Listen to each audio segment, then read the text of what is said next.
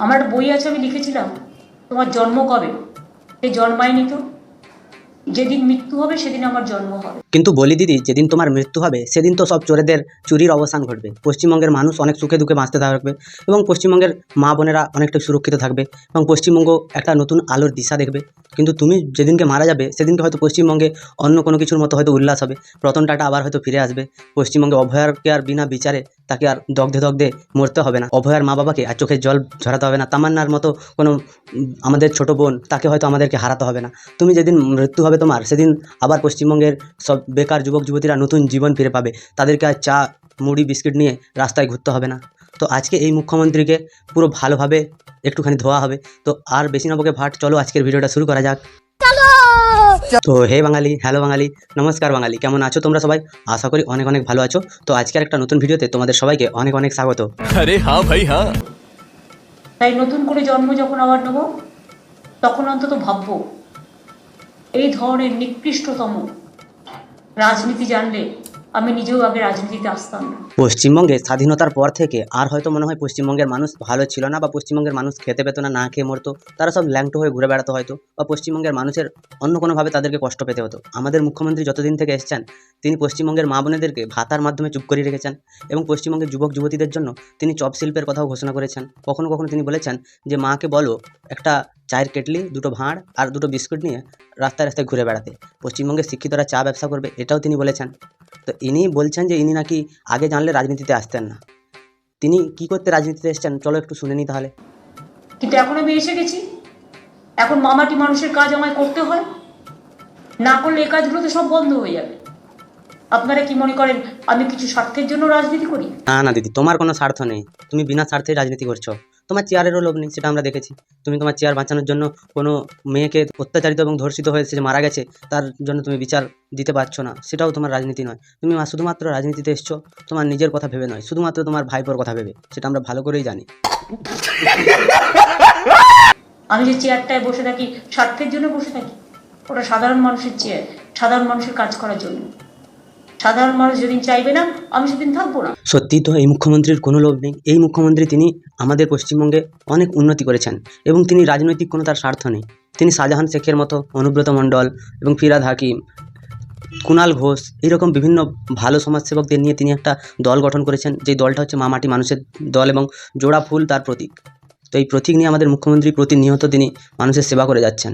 আচ্ছা চিজ মারি তুমি। I don't care anything. আপনারা জানেন ডেট মিনিস্ট্রি আমি একদিনে 1 ঘন্টায় ছেড়ে দিয়ে চলে এসেছিলাম, সাথে শুধু আমার কাঁধের ঝোলা ব্যাগটা ছিল। আমি উইথআউট স্পোর্টস মিনিস্ট্রিও ছেড়ে দিয়ে চলে এসেছিলাম। আমাদের মুখ্যমন্ত্রী তিনি কেন ছেড়েছিলেন রেল মিনিস্ট্রি সেটা আমরা খুব ভালো করেই জানি। তিনি বিজেপির সাথে কাজ করতে পারেননি, কারণ তার একটু লোভ বেশি ছিল এবং তিনি চেয়েছিলেন যে তিনি রেল মিনিস্টার থাকাকালীন তিনি দেখেছিলেন যে আমাদের পশ্চিমবঙ্গের মানুষেরা না খেতে পেয়ে মারা যাচ্ছে এবং পশ্চিমবঙ্গের মানুষের অনেক বিপদে আছে, তাই তিনি রেল মিনিস্ট্রি ছেড়ে দিয়ে চলে এসেছিলেন, কোনো চেয়ারের লোভে নয়। শরম করো, ভগবান সে ডরো। আমি কখনো কখনো ভাবি যে আমি নিজেই গিয়ে কোর্টে প্র্যাকটিস করি। মুখ্যমন্ত্রী যেমন একাধারে কবি, সাহিত্যিক এবং অন্যদিকে তিনি জনদরদী একজন নেত্রী, অন্যদিকে তিনি উকিল। তিনি অনেকবার চেয়েছিলেন যে কোর্টে প্র্যাকটিস করতে, তার সময় হচ্ছিল না। কিন্তু এই যে 26,000 জন শিক্ষকের চাকরি গেল, সেই যে চাকরি যাওয়াটা নিয়ে তিনি কপিল সিব্বলের মতো একটা দুঁদে উকিল, যিনি কোটি কোটি টাকা সরকারের থেকে নিচ্ছেন, সেই উকিলকে তিনি ধরে সুপ্রিম কোর্টে পাঠালেন। তো তিনি অন্যান্য মামলাগুলোর মতো এই মামলাটা যদি ধরতেন তাহলে তো আজকে 26,000 লোকের চাকরি বেঁচে যেত, তাই না? বা সঞ্জয় রায়, এই যে আমাদের বোন অভয়াকে নৃশংসভাবে হত্যা করলো, সেই সঞ্জয় রায়ের বিরুদ্ধে তো মুখ্যমন্ত্রী কোর্টে গিয়ে প্র্যাকটিস করতে পারতেন, তাই না? তিনি সেটা করবেন না, সেটা আমরা জানি। টাইম পেয়ে উঠছি না। নাটক কম করো প্রিয়। বাট কিছু কিছু কেসে ভাবছি নিজেই প্লিট করব, কারণ নিজের অন্তরের কথাটা যতটা বলতে পারবো, একটা ব্রিফ করার মধ্যে বলা আর একটা নিজে ব্রিফিংটা দেওয়া, নিজের অন্তর থেকে বলা, দুটোর মধ্যে অনেক সামঞ্জস্য ব্যাহত হয়। তাই সুযোগ পেলে আমাকেও সুযোগ দেবেন। কথা দিচ্ছি পয়সা নেব না, আমার পয়সার দরকার নেই। জ্ঞান হওয়ার পর থেকে বাবা মা বলেছে যে বেঁচে থাকার জন্য অল্প স্বল্প হলেও পয়সা দরকার, কিন্তু এই মুখ্যমন্ত্রী বিনা পয়সায় কী করে বেঁচে আছে বিনা পয়সায় কী করে আইফোন, বিনা পয়সায় কী করে কালীঘাটে এত বড় করে পুজো হচ্ছে, বিনা পয়সায় সে কী করে বেঁচে আছে, সেটাই আমাদের খুব অবাক করে। আমাদের মুখ্যমন্ত্রী তিনি নাকি তার বেতন নেন না, তো বেতন না নিয়ে তিনি যে এত কিছু কী করে করছেন সেটা নিয়ে আমাদের মনে গভীর সংশয়। আর মুখ্যমন্ত্রীকে একটা কথা বলতে চাই যে কোর্টে গেলে সেখানে প্রমাণের দরকার হয়, নাকি আপনি গিয়ে আপনার মনের কথা খুলে বলবেন, ওই রকম কিছু কোর্টে অন্তত চলে না। ভারতবর্ষের একটা আইন আছে, তো সব জায়গায় আপনি আপনার নিজের প্রতিপত্তি প্রভাব বিস্তার করার চেষ্টা করবেন। আর পশ্চিমবঙ্গের মতো সব জায়গার মানুষকে আপনি ভাতা দিয়ে চুপ করিয়ে রাখবেন। আপনি যদি ভেবে থাকেন যে কোর্টের যিনি বিচারপতি আছেন তাকেও আপনি ভাতা দিয়ে চুপ করিয়ে রাখবেন, তাহলে এটা তো কখনো সম্ভব নয়, তাই না? ভারতবর্ষ একটা সংবিধানের উপরে চলে, আর সংবিধানটা অন্তত আপনি রচনা করেননি। আমি মাইনেও নিই না।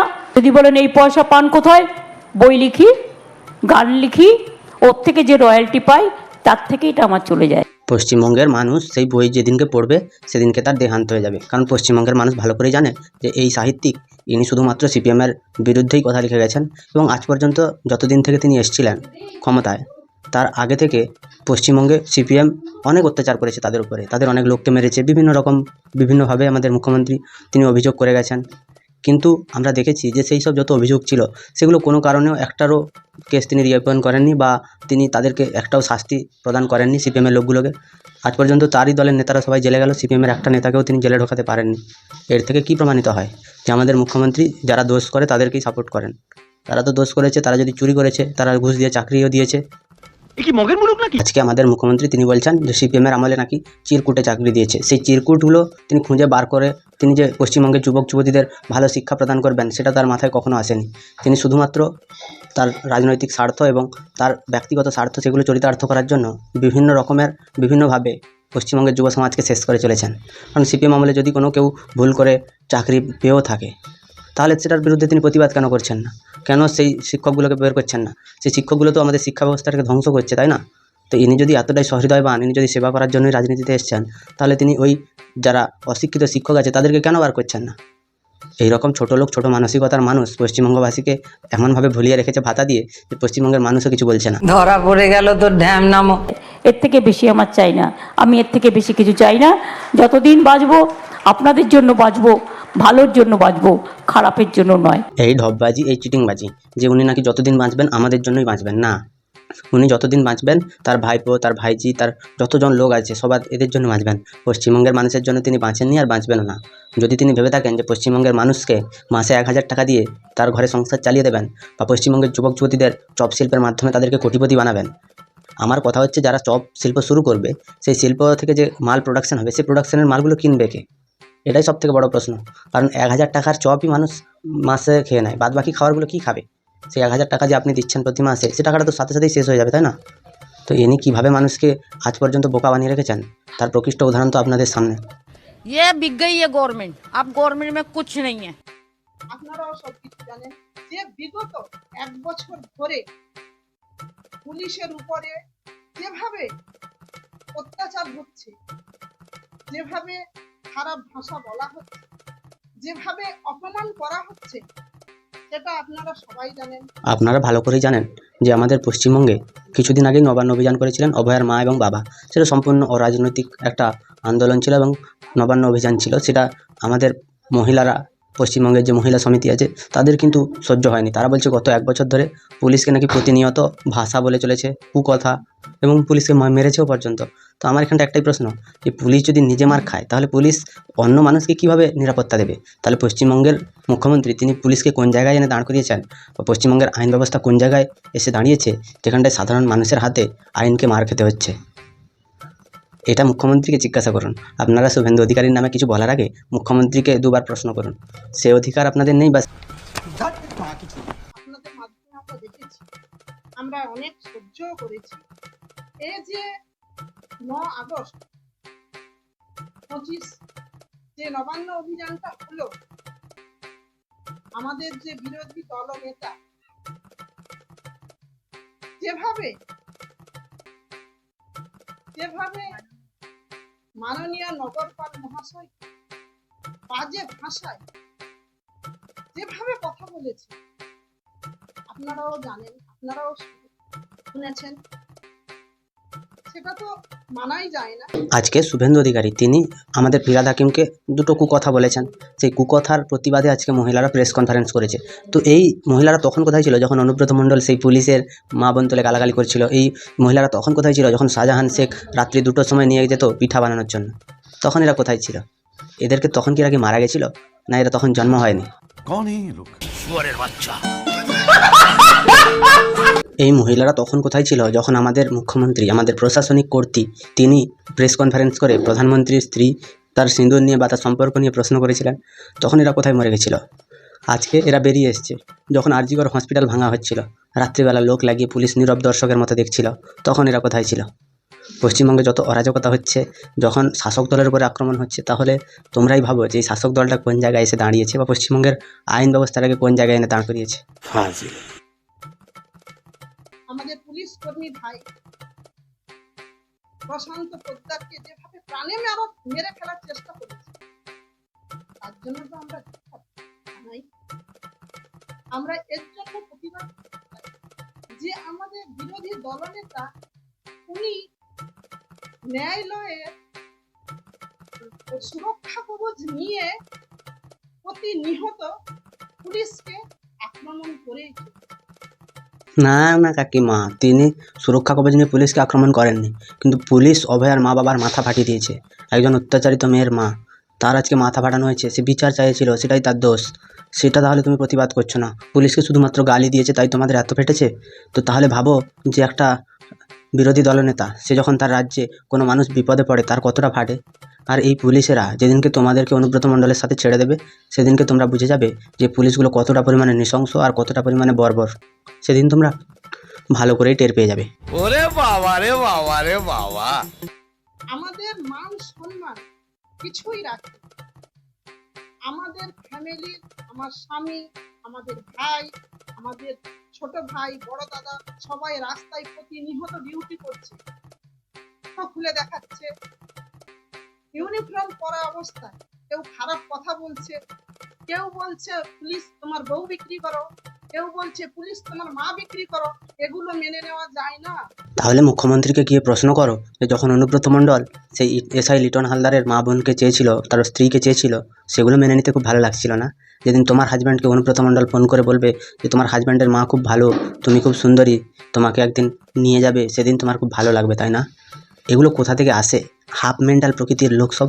এদেরকে নিয়ে পশ্চিমবঙ্গ যদি এগোতে চায়, বা এইসব যত সংস্থা আছে, এইগুলো এক একটা সংস্থা। এখানে হচ্ছে মুখ্যমন্ত্রীর কালো টাকাগুলো সাদা করা হয়, তাই এদের মুখ্যমন্ত্রীকে বাঁচিয়ে রাখাটা খুব দরকার। তো এই সব সংস্থাগুলোকে আগে বন্ধ করতে হবে। পশ্চিমবঙ্গে দুটোই থাকবে, এক হচ্ছে বিচার ব্যবস্থা, দুই হচ্ছে পুলিশ। তার জন্য আমরা প্রতিবাদ করার জন্য আপনাদেরকে ডেকেছি, আপনাদেরকে বলছি আপনারা আমাদের এই সমস্ত কথাবার্তাগুলো আপনারা পুরো পশ্চিমবঙ্গে সমস্ত মানুষের পৌঁছে দেওয়ার ব্যবস্থা করছি। বিরোধী দলনেতার কথা, উনি প্রত্যেক সময় উনি সুরক্ষা কবচ নিয়ে বসে আছেন। উনি প্রত্যেক সময় আমাদের পুলিশ প্রশাসনকে, প্রত্যেক সময় আমাদের পুলিশ প্রশাসনকে উনি অপমান করে চলেছেন। আমি বলছি আপনি বলুন,